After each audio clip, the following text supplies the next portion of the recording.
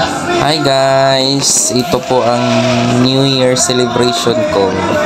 So, Happy New Year! So, ayan. Ang niluto ko lang ay macaroni. Sana nagpakulo na ako ng tubig at luto na siya. So, ayan. Hinango na. Tanggalin natin kasi mainit. Dandahan lang. Ayan. Tanggalin natin yung sabaw niya. Tapos, ayan. Maliit lang yan kasi tatlo lang naman kami kakain yan. So, pabigay na lang natin sa mga kasamahan ko. So, nilagyan ng kaong. Next is Nestle cream. Tinipid yan. Charot. Yung fruit cocktail na bigay. Dalawang maliliit na can. Tanggalin natin yung sauce nila. So, halo-haloin natin. So, late lang po ito na post dahil sa sobrang busy po natin. Char. Sana mayor na tayo next time sa sobrang busy. So, ayan. Lagyan natin ng dinurog-durog na cheese. Kinadkad po. Oh, halo-halo lang. Sana masarap. Masarap, masarap. Sarap.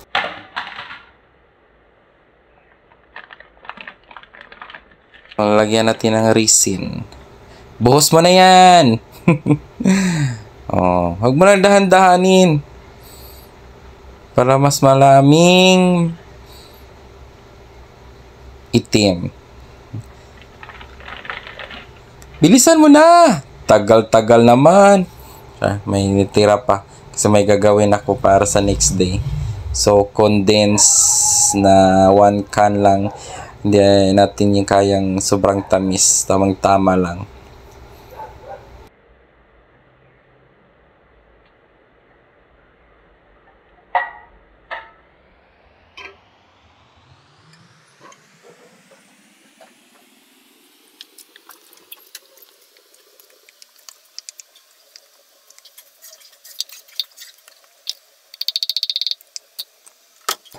Ayan. Mix dahil tapos na. Nahalo na natin lahat ng mga ingredients. Sobrang sarap. Wow. Tikman natin. So, palamigin at next na pwedeng ihanda natin.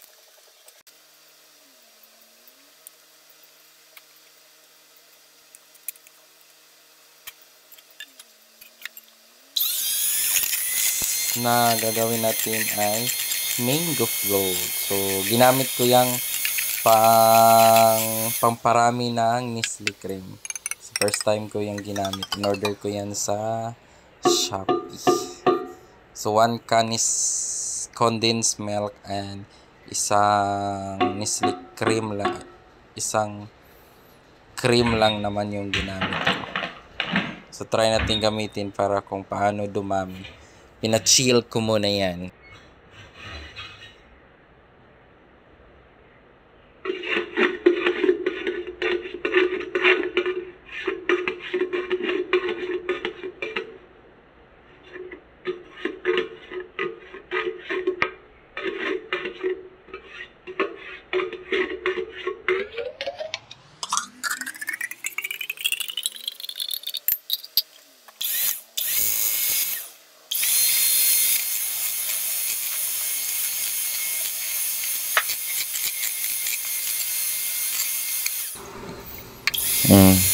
Oops, dandahan lang po sa paggamit ito.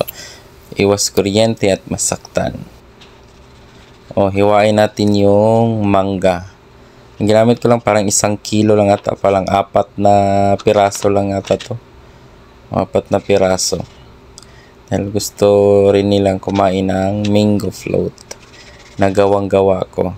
Gawang-gawang masarap at gawang-gawang malinamnam. Ginamit ko pa patanggal is baso. So, ayan. So, panoorin nyo na lang kung paano gawin. Please watch this. So,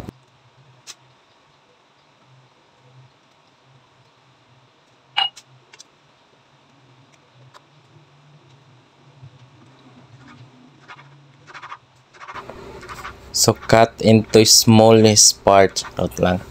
So, hiwain lang po natin para magamit natin mamaya. Yan. Para sa isang pack lang ng grahams po ito.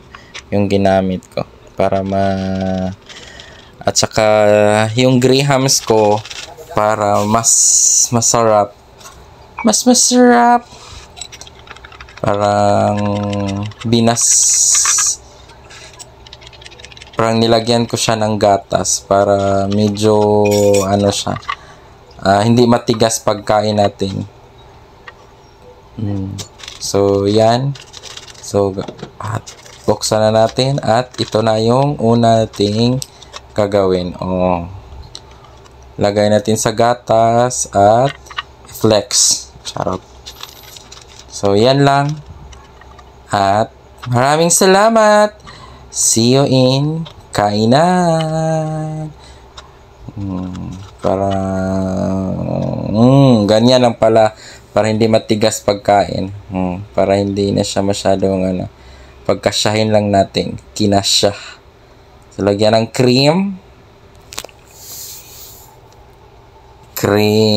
Wow. Tapos, ano ba talaga? Mango.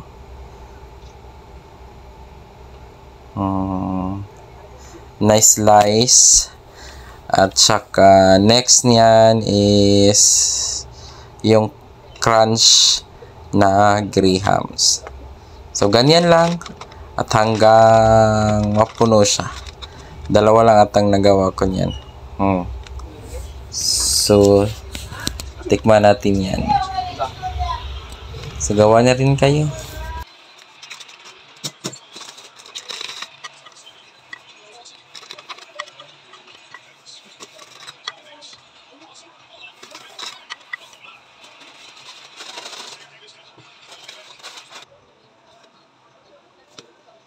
So, ayan yung finished product. So, ayan. Nakalaki pa yung chunks ng mango. So, ilagay natin sa ref at palamigin. Meron ding adobo para sa ulam. So, ganyan lang. Simpleng ulam at simpleng pagkain. Meron ding sabaw na maraming gulay. Pampalasa. So, ayan na po yung mga pagkain ko. Yan lang po yung pinagsasaluhan namin. Charot. May fruits, may wine, may prosperity ball, bread, cake. Happy New Year! Happy New Year! Miss you, Mama.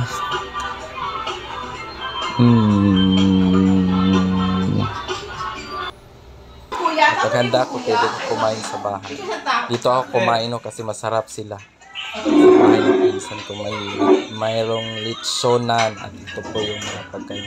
Kinilaw, cordon, chicken, baby back ribs, dessert, may mango float, fruits, cake. So ayan. Ako na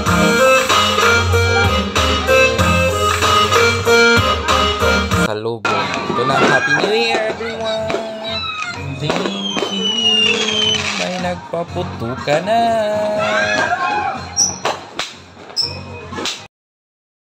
Happy New Year! Please don't forget to subscribe to my channel and follow my Facebook page.